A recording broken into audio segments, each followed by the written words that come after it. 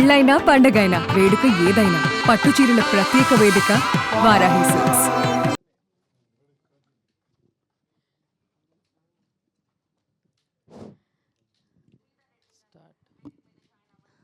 సంపత్ గారు ఇక్కడ. హలో అండి, good morning, good afternoon.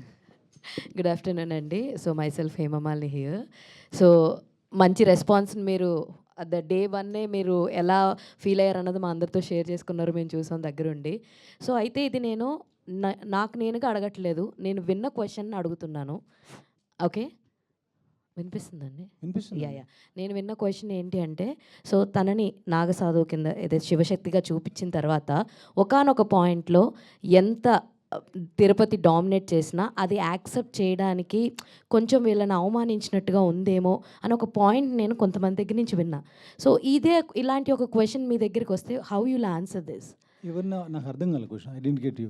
So శివశక్తిగా ఆవిడ ఉన్నప్పుడు ఆల్రెడీ లైక్ ఆవుల గురించి మాట్లాడినప్పుడు, సో ఈ పర్టికులర్ పాయింట్లో తిరుపతి ఇలాంటి ఒక ఆంక్ష పెడితే దాన్ని యాక్సెప్ట్ చేసి అప్పుడు దాకా ఆవిడ ఉన్నటువంటి వేషద్వారాన్ని మార్చి సో అలా రెడీ అయ్యి వెళ్ళడం ఎంతవరకు కరెక్ట్ అని చెప్పి ఒక కొంతమంది రేస్ చేసిన పాయింట్ ఇది.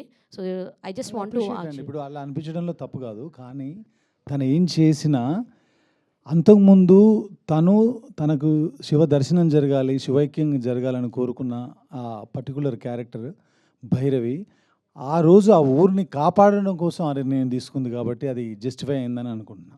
Okay, all the very best అండి. And Ashok garu, so sir congratulations. మీరు ఏమంటారు, లైక్ ఆ రోజు సక్సెస్ పార్టీ రోజున కలుస్తాం అనుకున్నాను, బట్ ఆ రోజు మీరు మిస్ అయ్యారు. అండ్ సార్ ఓవరాల్గా ఈ సక్సెస్ని మీరు ఎలా ఎంజాయ్ చేస్తున్నారు చెప్పండి సార్. ఎందుకంటే ఓటీటీలో చూసిన ఓదల వేరు, ఆన్ స్క్రీన్స్లో చూసిన ఓదల వేరు. సో ఈ ఎక్స్పీరియన్స్ డిఫరెన్స్ని మీరు షేర్ చేసుకోండి సార్. చాలా సంతోషంగా ఉందండి. డే బై డే కలెక్షన్స్ పెరుగుతున్నాయి కదా. సో టాక్ కూడా ఇందాక చెప్పినప్పుడు కామెంట్స్ చూస్తే ఒక్కొక్కరిది చాలా హ్యాపీగా ఉంది, చూసిన వాళ్ళు చెప్తున్నారు కాబట్టి. సో ఎంజాయ్ చేస్తున్నాను, రేపటి నుంచి కూడా ఇంకా ఇంక్రీజ్ అవుతుంది అని నమ్ముతున్నాను. మధు గారు, థ్యాంక్ యూ. సంపత్ గారు, మధు గారు చెప్పండి. సంపత్ గారు, హాయ్ అండి, this is Rani. So first of all ఓం నమ శివాయ అండ్ హర హర మహాదేవాకి. సో ఇంత మీనింగ్ ఉందా అనేది నాన్ రిలీజియస్ పీపుల్ కూడా సినిమా చూసి చాలా అప్రిషియేట్ చేస్తున్నారు. సో చాలా థ్యాంక్స్ అండి, ఒక సనాతన ధర్మాన్ని ఇంత చక్కగా చూపించినందుకు. అండ్ నాకు థ్యాంక్స్ చెప్పారు, నేను నా వైఫ్కి చెప్పాలి. 4-5 ఏళ్ళ నుంచి రుద్ది రుద్ది రుద్ది నన్ను ఇటు మార్చేసింది. సో ఓ రకంగా నా జన్మ ధన్యమైంది. అలాగే ఇక నుంచి ఎవరైనా అటువైపు ఆ దారి వైపు వెళ్తే వాళ్ళందరికీ కూడా నా లైఫ్లో ఉన్న పీస్ కానీ సంతోషం కానీ వాళ్ళ లైఫ్లో కూడా ఉంటుందని నేను నమ్ముతున్నాను. అండ్ ఇండస్ట్రీకి సంబంధించిన వాళ్ళే కాదు, బయట వాళ్ళు కూడా చాలా బెస్ట్ కాంప్లిమెంట్స్ ఇస్తున్నారు. సో ఇండస్ట్రీ నుంచి మీకు వచ్చిన బెస్ట్ కాంప్లిమెంట్స్ ఏంటండి? ఇండస్ట్రీ నుంచి అంటే మంచి సినిమా అని చెప్పేసి మాట్లాడారు, కానీ బెస్ట్ కాంప్లిమెంట్స్ పర్టికులర్గా ట్వీట్ ద్వారానో మెసేజ్ ద్వారానో నాకు ఎవరు చేయాల. Maybe it is too early కదా, ఇంకా 3 రోజులే. వాళ్ళు కూడా కొన్ని రివ్యూస్ కొన్ని మాటలు విని చూసుండకపోవచ్చు, రాబోయే రోజుల్లో చూడొచ్చు. చూసిన తర్వాత డెఫినెట్గా అప్రిషియేట్ చేయాలి. ఇండస్ట్రీలో కల్చర్ ఉందిలేండి, ఎలాగ బాగున్నది. ఈ రోజు కాకపోతే రేపు, రేపు కాకపోతే ఎల్లుండి మళ్ళీ అది రీచ్ అవుద్ది. అండ్ ఓదెల రైల్వే స్టేషన్ తర్వాత ఓదెల 2 మీద ఎక్స్పెక్టేషన్స్ పెరిగినాయి. ఒక పోస్టర్తో ఎక్స్పెక్టేషన్స్ని పెంచేశారు. నెక్స్ట్ ఓదెల 3కి ఇంకా ఎలా ఉండబోతుంది అని చాలామంది క్యూరియాసిటీతో అడుగుతున్నారు. మీరు అడిగారు, నాకు ఒక క్వశ్చన్ అయితే కొంచెం మిస్కమ్యూనికేట్ అయింది. అలా చేయకుండా ఉండాల్సింది అనిపించింది. ఏంటంటే చివరిలో తిరుపతి సంహారం జరిగిన తర్వాత మళ్ళీ తర్వాత సైకిల్ ఎలా వచ్చింది అనేది చాలామంది, శివుడు కదా, శివుడే తనని వధించిన తర్వాత ఇవన్నీ ఎక్కడి నుంచి వచ్చింది అని అంటే, యాక్చువల్గా పార్ట్ 3కి మేము రాసుకున్న ఐడియాలో అది నేను ఇప్పుడు రివీల్ చేయకూడదు కాబట్టి, రివీల్ చేస్తేనే చాలామంది బాధపడకుండా ఉంటారు కాబట్టి చేస్తున్నా. అక్కడ చనిపోయింది తిరుపతి అని, అక్కడ కపాల మోక్షం జరిగింది తిరుపతి అని మీరు ఎందుకు అనుకుంటున్నారు అసలు? అక్కడ ఏం జరిగింది అనేది తెలియదు కదా. అది అంటే ఇప్పుడు అంటే దేవుడు చేసిన తర్వాత మీకు ఈ మాత్రం జ్ఞానం లేదా అని నాకు తెలిసిన ఒక పండితుడు నాకు మెసేజ్ పెడితే ఆయనకు చెప్తే అవునా మరి అది ఎలా సో అందుకని ఈ మీడియా ముఖంగా నేను చెప్తున్నాను, అక్కడ ఏం జరిగింది, అక్కడ అసలు కపాలం మోక్షం జరిగింది ఎవరికి అనేది తర్వాత ఆ పరమాత్ముడు ఆశీర్వదిస్తే ఆ తర్వాత చూద్దాం. Congratulations. Thank you. Vasishta garu, so మీ వాయిస్‌కి హ్యూజ్ ఫ్యాన్ బేస్ ఉంటదండి. అండ్ చాలా భయపెట్టేశారు సినిమాలో, థియేటర్స్‌లో. అండ్ మీ నుంచి అంటే మీ క్యారెక్టర్‌ని ఎంజాయ్ చేయాలి అంటే ఖచ్చితంగా అందరూ చెప్తున్నట్టు థియేటర్‌కి వెళ్ళి ఎక్స్‌పీరియన్స్ చేయాలి. సో మీ ఎక్స్‌పీరియన్స్ అండి. ఈ సక్సెస్‌ని ఎలా ఎంజాయ్ చేస్తారు? ఇట్స్ వెరీ సింపుల్ అండి. అంటే మనం నా వరకు చెప్పాలంటే it's been around some 12+ years as an actor. ఎన్ని సంవత్సరాలుగా ఒక దాదాపు 30+ సినిమాస్ రిలీజ్డ్. ఇదే మొదటిసారి తెలుగులో థియేటర్లో కూర్చొని ఆడియన్స్తో పాటు సినిమా చూడటం జరిగింది. ఇది కొత్త అనుభవం నాకు. అదర్వైజ్ ఎప్పుడు మనం చేసిన సినిమా జనాలకి రీచ్ అవ్వాలి. రీచ్ అయినప్పుడు వాళ్ళు ఇచ్చే ఒక్కొక్క అప్రిసియేషన్ మాటలు, వాళ్ళు చెప్పే ఒక్కొక్క మాటలే మనకి బూస్ట్ అండి. దాని we grow with it. And మనల్ని మన పాత్ని డిసైడ్ చేసేది మనకు వచ్చే అప్రిసియేషన్లు. ఎందుకంటే ఏదో సోసోగా ఉన్నప్పుడు చాలా తెగ పొగడేశారనుకోండి, మనకే డౌట్ వస్తుంది, ఇదేదో రాయ్ బాబు ఇది. నో మీరు సంధ్యాకి వెళ్ళినప్పుడు, సుదర్శన్‌కి వెళ్ళినప్పుడు మీరు థియేటర్‌లో సినిమా చూసి బయటకు వచ్చేసారు. బయటకు వచ్చేసిన తర్వాత మీ వెనకాల వచ్చిన వాళ్ళు కూడా మీతో పాటు వచ్చి ఫొటోస్ కోసం కాకుండా రివ్యూస్ చెప్పి ఎక్కడైతే ఉన్నాయో కెమెరాస్ వచ్చి వశిష్ఠ గారి క్యారెక్టర్ చాలా బాగుందని అప్రిషియేట్ చేస్తున్నారు. That is what we work for అండి. అంటే వాళ్ళ ప్రేమ, వాళ్ళ అప్రిసియేషన్, అదే మన ఆస్తి, అదే మన earning. Congratulations. Thank you. Madhu garu sir, congratulations. Thank you. So ఇందాక మాట్లాడుతూ రివ్యూస్ గురించి, అంటే రివ్యూ రైటర్స్ కొంచెం సినిమాని అటు ఇటుగా రాసిన, ఆడియన్స్ మాత్రం చాలా బాగుంది అని చెప్పారు. సో ఏంటి అదేమన్నా ఇండైరెక్ట్గా ఏమన్నా రివ్యూ రైటర్స్కినో రివ్యూ చెప్పే వాళ్ళకి ఏమన్నా వార్నింగ్? ఎందుకంటే నిన్న విజయశాంతి గారు కూడా కొంచెం సీరియస్ అయ్యారు రివ్యూస్ మీద. సో ఏంటి ఎలా? నేను ఈ రివ్యూ అంటే యూట్యూబ్ రివ్యూస్ అండి. యూట్యూబ్లో కొంతమంది పెట్టారు ఆ రివ్యూస్ గురించి. మీరు మీడియా మిత్రులు ఇచ్చిన రివ్యూస్ గురించి కాదు. మీడియా మిత్రులు ఇచ్చిన రివ్యూస్ చాలా బాగా ఇచ్చారు, చాలా ఎంకరేజ్ చేశారు. కొత్త ప్రొడ్యూసర్ అనుకోండి మా సినిమాని. యూట్యూబ్లో కొన్ని ఉన్నాయి, వాటి గురించి చెప్పారు. వాటన్నిటిని మీకు బాధ వేయడంలో తప్పులేదు, మొదటి సినిమా కాబట్టి.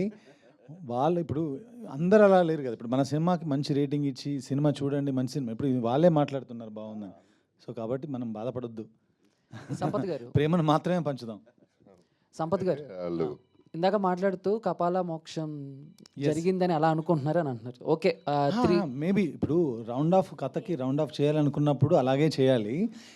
ఒకటి ఉంది అన్నప్పుడు మనం ఒక క్వశ్చన్ మార్క్తో తీసుకోవచ్చు కదా, తప్పుగా ఎందుకు తీసుకున్నారు ఆ పర్టికులర్ మ్యాటర్ అనేది నా ఉద్దేశం. ఓకే, మీరు చెప్పిన దాని ప్రకారం అలా తీసుకున్నా 3లో మళ్ళీ తిరుపతి విధ్వంసం చూడబోతున్నాం. ఎవరు చూస్తారో తెలియదు. అదే ఎగ్జాంపుల్గా ఇప్పుడు నేను ఎలా చెప్తాను, ఆయన వింటున్నాడు అన్నీ, ఆయన ఆశీర్వదించాలి కదా చేయండి అని. మళ్ళీ ఇలాంటి ఒక పెద్ద ప్రొడ్యూసర్ని ఇవ్వాలి. బట్ 3లో కూడా తమన్నా గారు కంటిన్యూ అవుతారా, లేకపోతే నెక్స్ట్ ఇంకేమైనా ప్లాన్ చేశారా? తెలియదండి, ఏం తెలియదు. ఇప్పుడు మేము పార్ట్ 1 చేసినప్పుడు పార్ట్ 2 ఉంటుంది అనుకుంటామా? అంటే కాదు, ఈ సినిమా ముందు ఎక్కువ స్పిరిచువల్ లేదు. ఈ సినిమా తర్వాత ఈ సినిమా కాదు, 4-5 సంవత్సరాలు. 4-5 సంవత్సరాల నుంచి ఇంకా మరి వదిలే 3కి ఇంకెక్కువగా ఉంటుంది. ఏమో చెప్పలేము సార్, ఏమైపోతామో తెలియదు. ఇప్పుడు పొద్దున్న లేస్తే ఒక రకంగా ఉంది, చాలా కాముగా, జీవితం అంత ప్రశాంతంగా. ఆయన తలుచుకుంటేనే ఒక తెలియని కిక్ వస్తుంది.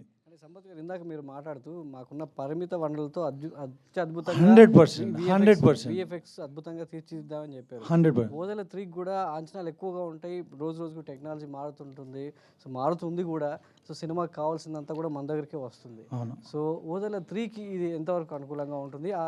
తెలియదు సార్. ఇప్పుడు మనకు ఎప్పుడైనా సరే రిసోర్సెస్ తక్కువగా ఉన్నప్పుడు క్రియేటివిటీ పెరుగుతుంది. ఇప్పుడు మీరు చూసిన విజువల్స్ రీసెంట్ టైమ్స్లో మీరు సౌత్ ఇండియాలో ఆ రేంజ్ స్నేక్ని కానీ, ఆ రేంజ్ విఎఫ్ఎక్స్ని కానీ చాలా సినిమాల్లో చూడలా. అవి మేము చాలా తక్కువలో రీచ్ చేయగలిగాం. దానికి అంతటికి ఏంటంటే ప్రీ వర్క్ జరిగింది, చాలా ప్రీ వర్క్ జరిగింది. చాలామందితో కూర్చోవడం జరిగింది, లోకల్ ఆర్టిస్టు. దాని తర్వాత ప్రీవిజ్ చేసుకొని దానికి 3Dలో మళ్ళీ ఒకసారి చూసుకొని తర్వాత వీళ్ళ దగ్గరికి అప్రోచ్ అయ్యి చాలా వర్క్ చేశాను. ఎందుకంటే నేను విఎఫ్ఎక్స్ ఎప్పుడు ట్రై చేయాల. మనం అన్నీ 5 పాటలు 5 ఫైట్లు కొట్టి వార్నింగ్ అలా ఉండేవి కదా కమర్షియల్గా. ఇది వచ్చేసరికి నాకే కొత్తగా ఉండింది. సో చాలా ఎంజాయ్ చేసా ప్రాసెస్, నా విఎఫ్ఎక్స్ ప్రాసెస్ని. ఇప్పుడు అది అచీవ్ చేసిన తర్వాత మీరు ఏ ఒక్కరు కూడా విఎఫ్ఎక్స్ గురించి తప్పుగా మాట్లాడాల. అంటే తప్పుగా మాట్లాడలేదంటేనే రైట్ ఉందని అర్థం ఆడ. సో అంత బాగా ఈ బడ్జెట్లో మేము చేసామంటే మళ్ళీ తర్వాత చేసేది ఎప్పుడైనా విఎఫ్ఎక్స్ సినిమా చేస్తే చాలా అద్భుతంగా చేయొచ్చు అనే కాన్ఫిడెన్స్ వచ్చిందని చెప్పాను. మీలాంటి మేకర్స్కి ఇలాంటి విఎఫ్ఎక్స్ స్టూడియోస్ ఇక్కడ అందుబాటులోకి రావడం అనేది సో చాలా వరకు ప్రొడక్షన్ చాలా నాకు ఎంతమంది ఎంతో, అంటే నేను చెప్పకూడదు, వాళ్ళ ప్లేస్లో కూర్చొని అక్కడ వద్దు మా దగ్గర రండి అని పర్టికులర్గా నాకు వార్న్ చేశారు. మీ కంటెంట్ మీ స్కీములు చూస్తేనే నెక్స్ట్ లెవెల్లో ఉన్నాయి, అక్కడ వాళ్ళ దగ్గర అంత టీం లేదు, అది లేదంటే నేను ఏమైంది వేళ సినిమా టైంలో ఫస్ట్ టైం ఇక్కడ అడుగుపెట్టా, ఇప్పటి వరకు అది కంటిన్యూ అవుతూనే ఉంది. నాకు ఎందుకో ఇక్కడికి వస్తే ఇంటికి వచ్చిన ఫీలింగ్ ఉంటుంది. అందుకే నేను అభిగారిని కలిసి వాళ్ళని కలిసి వాళ్ళు కూడా నన్ను కలిసి లేదు sir trust us, we are going to achieve this అని చెప్పేసి అభిగారు నాకు మాట ఇచ్చినప్పుడు I trusted them and they proved now. Son of ఓదెలగా చాలా ప్రౌడ్గా ఫీల్ అవుతున్నారు ఓదెల నుంచి. Absolutely, అవును. ఇందాక మీరు మాటల్లో మీ ఆనందం వ్యక్తం అవుతుంది. అవును. సో ఓదెల నుంచి అంటే మీ ప్రాపర్ నుంచి చూసిన వాళ్ళు ఎలా ఇంతకుముందు సినిమాలకి ఎలాంటి ఫీడ్బ్యాక్ ఇచ్చేవాళ్ళు, ఈ ఇంతకుముందు సినిమా నుంచి సినిమాలకి రియల్ ఇన్సిడెంట్ చేశాం కాబట్టి మన ఊర్లో జరిగిన ఆ పర్టికులర్ రేప్ని ప్రపంచానికి చూపించినప్పుడు ఒకరిద్దరు బాధపడ్డారు, ఎందుకు ఆ విషయాన్ని ప్రపంచానికి చెప్పడం అని. కానీ ఈ సినిమా చూసిన తర్వాత అందరిలో ఒక పూనకం, అందరిలో ఒక తెలియని సెలబ్రేషన్ మూడ్. ఎందుకంటే ఓదెల పేరే కాకుండా ఓదెల మల్లన్న చాలామందికి కులదైవం అది. ఆ టెంపుల్ గురించి దాని గురించి ఈరోజు ప్రపంచం 600 థియేటర్లు, హిందీలో కూడా 150, 160 థియేటర్లో రిలీజ్ అయింది. వాళ్ళందరికీ ఇంతకంటే సంతోషం ఏముంటుంది చెప్పండి. నాకు వచ్చే కాల్స్ కానీ నన్ను చేస్తూ ఉంటే, అప్రిషియేట్ చేస్తూ ఉంటే మేబీ శివుడే నా ద్వారా అలా చేయించాడేమో అనిపించిందండి. నా రియాక్షన్ కూడా బాగుందండి, డెఫినెట్గా బాగుంది. బట్ ఎక్కడైనా సరే సినిమా కంటెంటే, అది ఎంత రీచ్ అవుతుంది ఏమవుతుందని ఒక 1 వీక్ గడిస్తే మనం చెప్పగలం. సంపత్ గారు సార్, ఇది మీడియా పక్కన పెడితే సినిమా చూసిన చాలామంది కూడా అరుంధతికి సినిమాకి సిమిలారిటీస్ గురించి చెప్తున్నారు. మీరు ఇండైరెక్ట్గా చెప్పారు, నేమ్ తీసుకోలేదు ఇందాక. బట్ కొన్ని సిమిలారిటీస్ అయితే కనిపించింది. ఎలా అంటే హీరోయిన్ ఓరియంటెడ్ సినిమా అవ్వడం, లేకపోతే విలన్ ఒక సెక్షువల్ పర్వర్ట్ అవ్వడం, ఆయన సమాధి చేయడం, లేకపోతే మురళీ శర్మ గారి క్యారెక్టర్ అక్కడ షియాజీ షిండే గారి క్యారెక్టర్కి చాలా దగ్గరగా ఉండటం, చివరిలో ఎండింగ్ మొత్తం చాలా వరకు కూడా సిమిలారిటీస్ కనిపించినాయి. స్క్రిప్టింగ్ స్టేజ్లో మీకు మీ టీంతో మీరు కూర్చుని బ్రెయిన్ స్ట్రామ్ చేసినప్పుడు ఈ థాట్ వచ్చిందా, అసలు ఏమన్నా మాట్లాడుకున్నారా? స్క్రిప్టింగ్ స్టేజ్లో డే 1 ఎప్పుడైతే మేము ఒక స్ట్రక్చర్ అనుకున్నామో ఆ రోజే మాకు ఆ సిమిలారిటీస్ ఉంది. కానీ కథ వేరు కదా. నేను చెప్పదలుచుకుంది యుద్ధం కాకుండా నమశివాయ అనే ఒక పంచాక్షరి మంత్రంతో ఒక దుష్టశక్తిని ఓ శివశక్తి ఎలా గెలిచిందనేది ఒక లైన్లో అనుకున్నానండి ఫస్ట్. నేను ఎప్పుడైతే మన లైన్ స్ట్రేట్గా ఉందో, క్లియర్గా ఉందో, నాకు అవి కనిపించలా. మీరు చూసిన షియాజీ షిండే క్యారెక్టర్ అంటున్నారు, ఒక ఊర్లో ఉన్న ఫకీర్ కానీ లేదంటే అలాంటి క్యారెక్టర్లు మనం గెటప్ వేసినప్పుడు ఆ గెటప్ ద్వారా అనిపించుండొచ్చు. కానీ ఆయన ఆ ఊర్లో ఉన్న అన్ని మతాలను సమానంగా చూసే వ్యక్తి. కపాల మోక్షం చదివాడు, భగవద్గీత చదివాడు, ఖురాన్ చదివాడు, అన్నిటినీ అవగాహన చేసుకున్న వ్యక్తి. కాబట్టి ఊర్లో ఎవరికైనా దయ్యం పట్టినా, భూతం పట్టినా, ఇంకోటైనా బిజ్గిరి షరీఫ్ అని ఒక ప్లేస్ ఉందండి, అక్కడ ఒక వ్యక్తి ఉంటారు. సో ఆయన క్యారెక్టర్ని నేను ఇడబెట్టాను తప్ప ఇందులో ఉన్న క్యారెక్టర్ని మాత్రం ఇక్కడ పెట్టాల. లేదండి, అంటే కాపీ కొట్టారు లేకపోతే ఇన్స్పైర్ అయ్యారని నేను అంటలా. అదే నా ఉద్దేశం ఏంటంటే బిజ్గిరి షరీఫ్లో ఉన్న ఆ వ్యక్తి, ఆయన పేరు అవి యాజ్ ఇట్ ఈస్గా వాడి సినిమాలో పెట్టడం జరిగింది. మాకు సంబంధించి ఏంటంటే అది గుర్తు రావడం అనేది అది మాకు తెలియకుండా జరిగింది. ఓకే, మీరు కథగా చూడండి. ఓవరాల్ నేను ఇప్పుడు చెప్పిందే కథ సింగిల్ లైన్లో. ఓకే సార్, ఇందాక బ్రేక్ ఈవెన్ గురించి, కలెక్షన్స్ గురించి అంటున్నారు, బడ్జెట్ ఏదో రాస్తున్నారు. అది అసలు మీరే చెప్పొచ్చు కదా, అసలు ఎంతలో తీశారు, ఏం చేశారు అనేది. ఎందుకు చెప్పడం, ఆల్రెడీ చెప్పాం కదా. బ్రేక్ ఈవెన్ అంటే మేము తీసింది సేఫ్లో ఉన్నట్టే కదా. లేదు, మీరు ముందే బ్రేక్ ఈవెన్ అంటే ఇప్పుడు కొంతమంది నా పక్కన ఉన్న వాళ్ళే వాళ్ళకి ఆ బడ్జెట్ చెప్పారు. ఇప్పుడు మళ్ళీ అదే నేను చెప్పి మా మనుషుల్ని తప్పు అని చెప్పడం ఇష్టం లేక నేను చెప్పట్లా అంతే. సో మీ పక్కన ఉన్న మనుషులే మీకు ఎగ్నెస్ట్గా పనిచేస్తున్నారు అనమాట. వాళ్ళు తెలియకండి, అగెనెస్ట్గా పనిచేయడం, శత్రుత్వంతో పనిచేయడం కాదు. సో పక్కన ఉన్న మనుషులకు కూడా తెలియట్లేదు అనమాట మీరు ఏం చేస్తున్నారు. ఎలా తెలుస్తుందండి? బడ్జెట్ మనం రోజు పనిచేసే వాళ్ళందరికీ చెప్పలేం కదా, ఈ రోజు ఇంత అయింది, ఈ రోజు ఇంత అయిందని.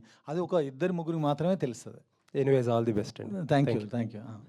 మధు గారు, ఇక్కడ సార్ యూట్యూబ్ రివ్యూస్ గురించి మీరు మెన్షన్ చేయడం జరిగింది.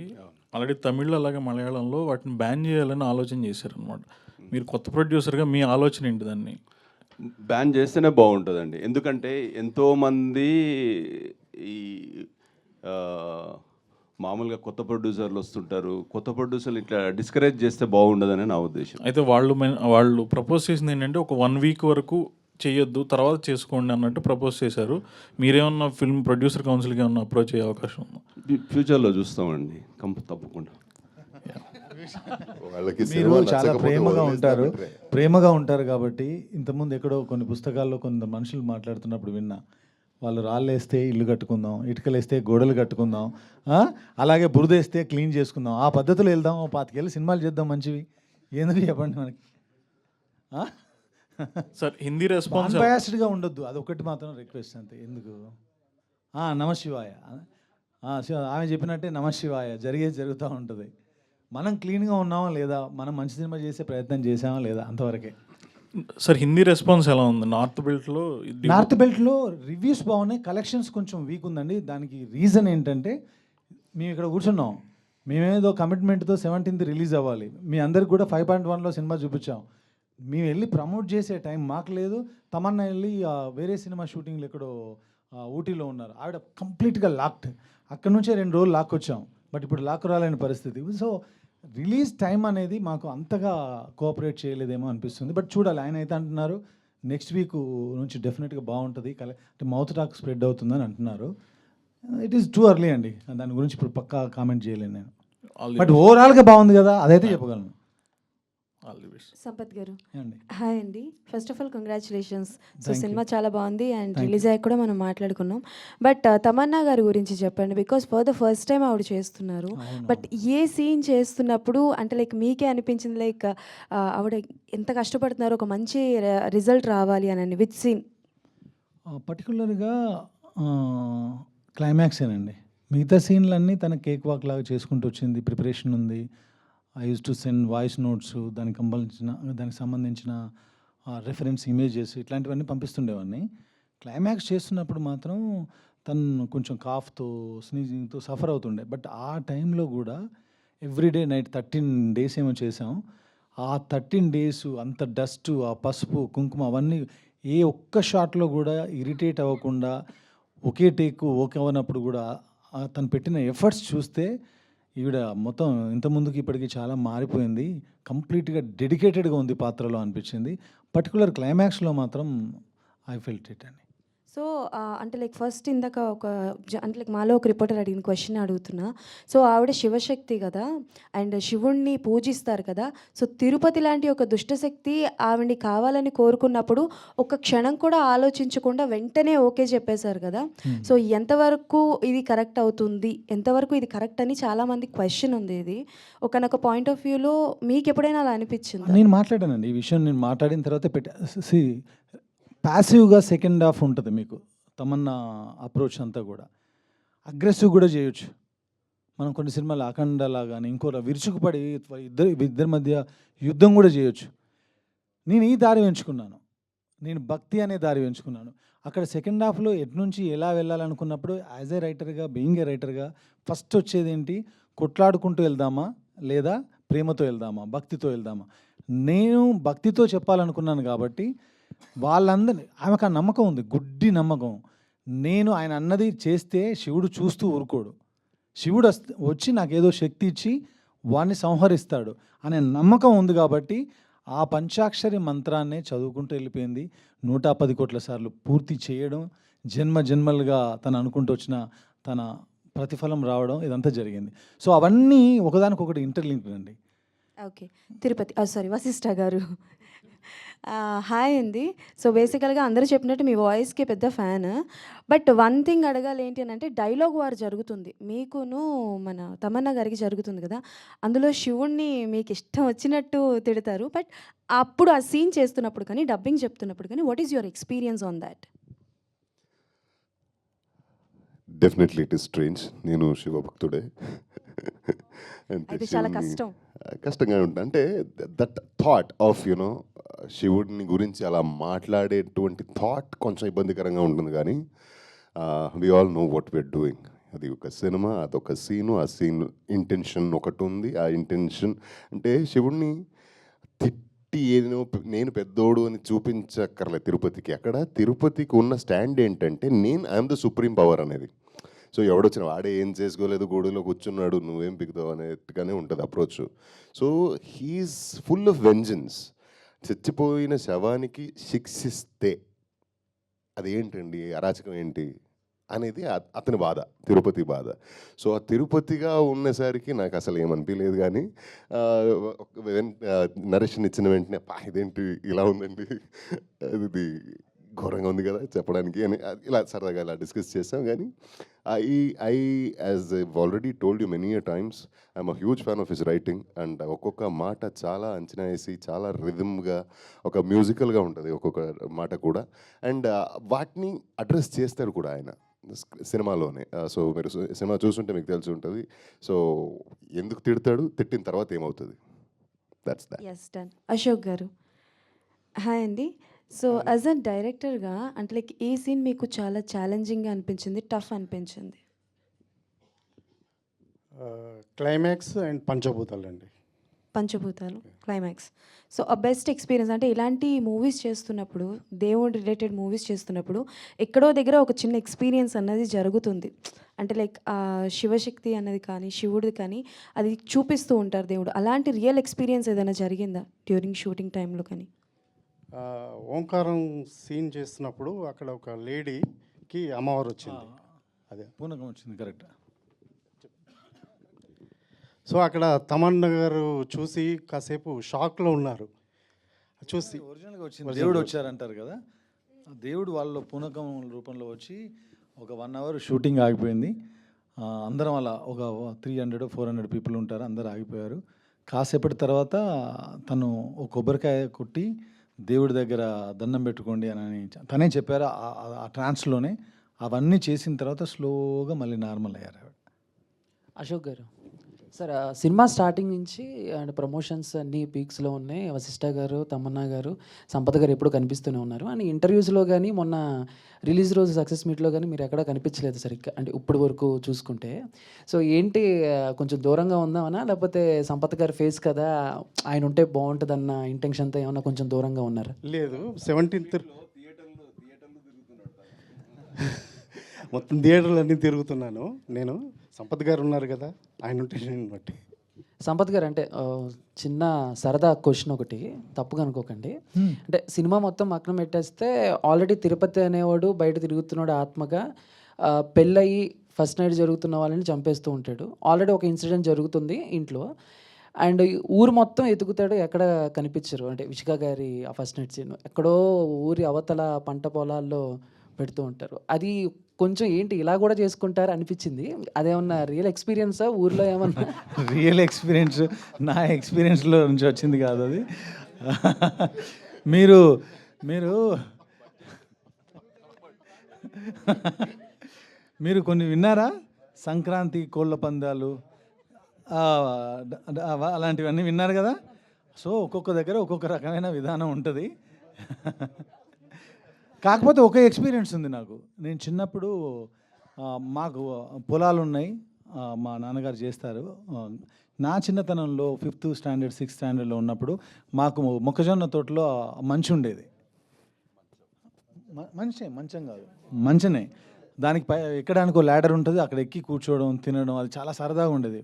కొన్ని ఉన్నాయి మాకు, చాలా ఎక్కువ ప్లేసే ఉంటుంది అనమాట. చూస్తే మీరు అక్కడ చూసినప్పుడు ఎలాంటి ఫీలింగ్ ఉందో అలాంటి ఫీలింగ్ ఉంటుంది. కాకపోతే అప్పుడు నాకు 5 ఏళ్ళు, అది గుర్తుపెట్టుకోండి. Thank you sir, all the best, congratulation. Thank you.